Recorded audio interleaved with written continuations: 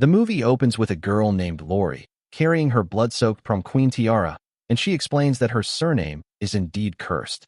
We do not know further details of the movie, but the scene shifts to Shadyside High School.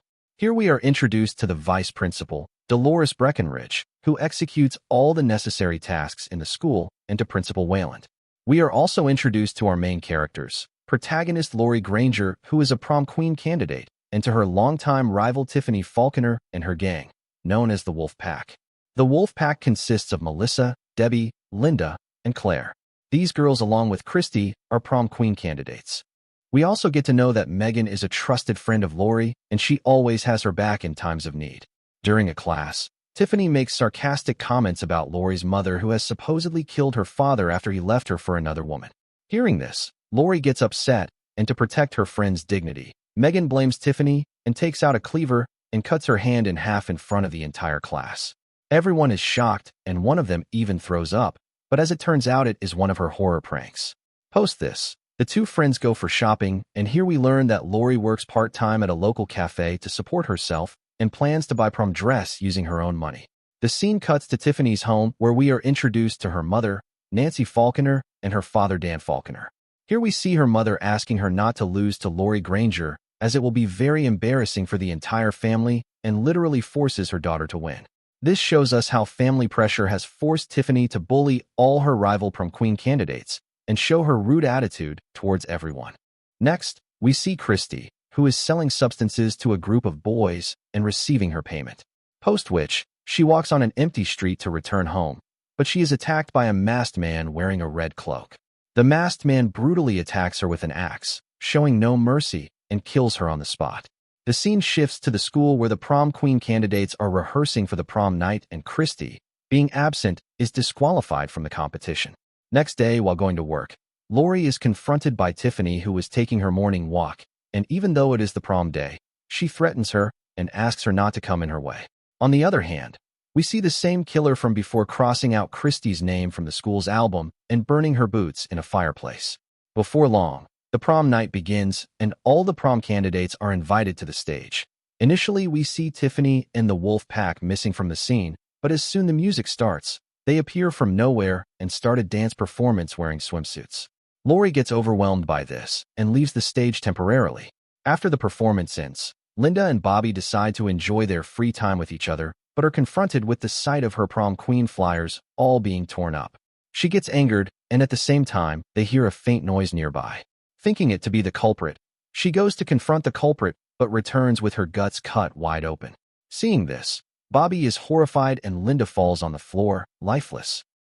After dealing with Linda, the killer focuses his attention towards Bobby, who tries to escape, but is caught and gets his hands cut off. Bobby does not give up and tries to escape the room to save himself, but is unable to open the door as he is missing both his hands, and the killer takes advantage of this situation to take his life. The scene cuts to the gymnasium, where a boy suddenly discovers Tiffany's head in a bowl, and this creates panic in the entire audience. But thankfully, it is only a prank played by Megan, and Vice Principal Dolores Breckenridge scolds her for doing this. Although it was intended to subjugate the Wolf Pack and Tiffany, Lori also got upset, as everyone thought she also helped Megan in pulling off this horrible prank. Megan apologizes to Lori, and the celebrations resume. This time, Judd and Debbie sneak off to the basement, and here he gifts her a necklace which belonged to his mother. But their happy moment is cut short when someone drills a rotatory saw into his face, which kills him instantly, and we get to know that it is the same killer from before. After dealing with Judd, he shifts his attention to Debbie, who in a moment of panic, manages to get herself tangled in the electrical wires and gets electrocuted to death. Next, we see Lori being confronted by Tiffany, who reminds her of the 1978 prom queen incident. Here we get to know that Lori's mother got pregnant on that year, and when Lori's father decided to leave her for another girl, she chased him and slit his throat and dumped his dead body by the side of a river. Melissa interrupts their conversation and asks Tiffany to stop, as this time she went too far. Lori leaves the place with tears in her eyes, and this destroys her makeup. Sympathizing with her, Melissa lends Lori her own makeup kit, and Lori returns to the gymnasium with killer looks. We also see Tyler, Tiffany's boyfriend, staring at her with admiration. Melissa tries to comfort Lori, but their conversation is cut short when Tiffany, in a fit of rage, rebukes Melissa and spills drinks over her dress. Almost at the verge of crying, Melissa leaves for the washroom, and at the same time, the dance competition begins. Lori shows her killer dance moves and outperforms Tiffany in front of everyone. Tiffany is not ready to give up and tries her best to show off her dance skills, but as it turns out, she does not have any. Lori shows her graceful dance to everyone in the venue and receives a lot of applause, making Tiffany even more jealous.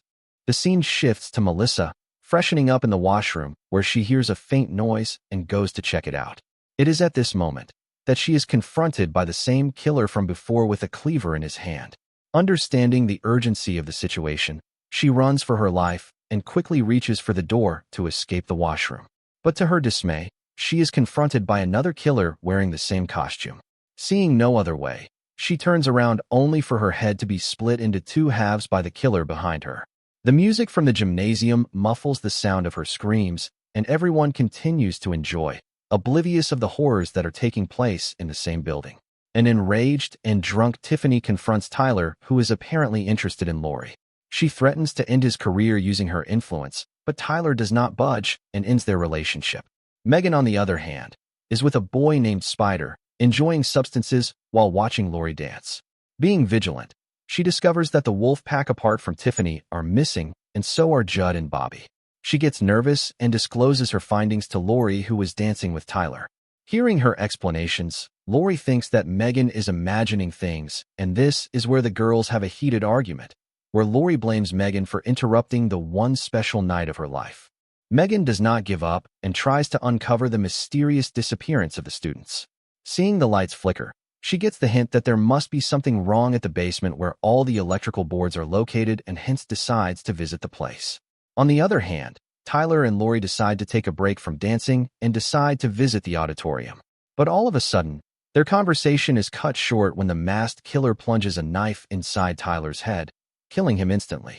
Lori is visibly shaken by the sight and runs off to save herself. Megan also discovers the dead bodies of the missing students in the basement and runs for her life. Both the girls hear each other's screams and run into one another. They decide to inform everyone about the ongoing massacre and to flee the venue.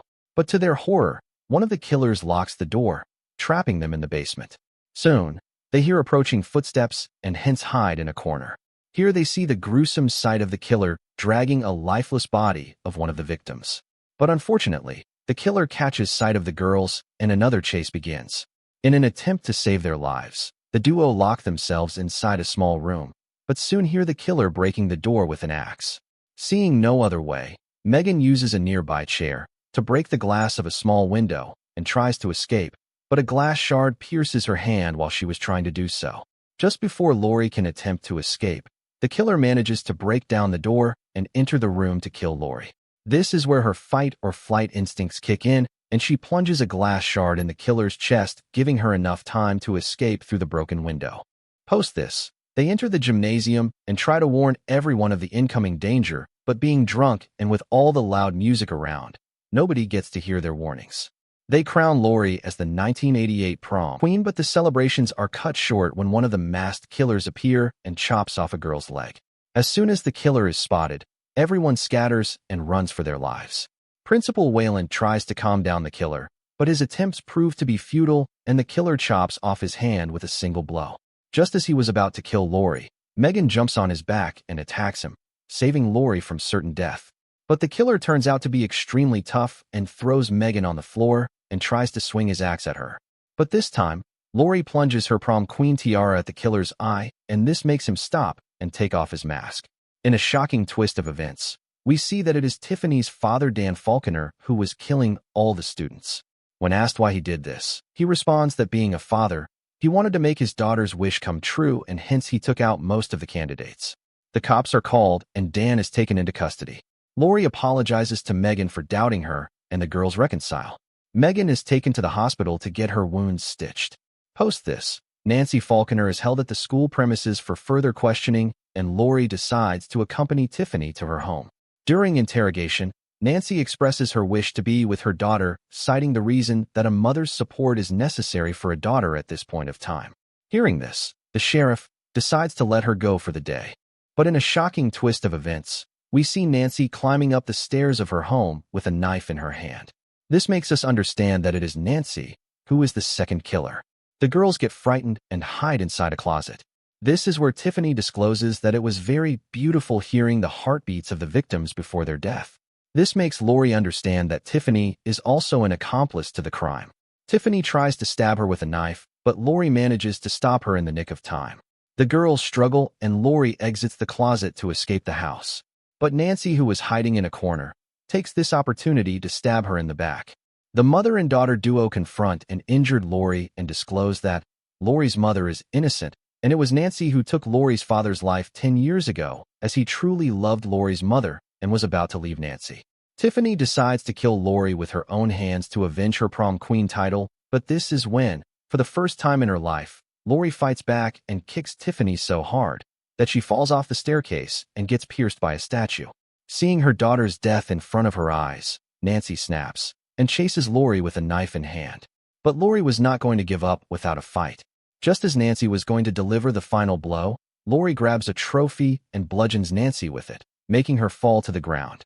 Lori walks away from her and, just before exiting the house, looks back at Nancy, who takes her last breath.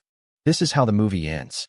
In essence, this movie serves as a brutal reminder that sometimes the greatest monsters aren't supernatural, but rather the dark impulses within people which are amplified by societal pressures.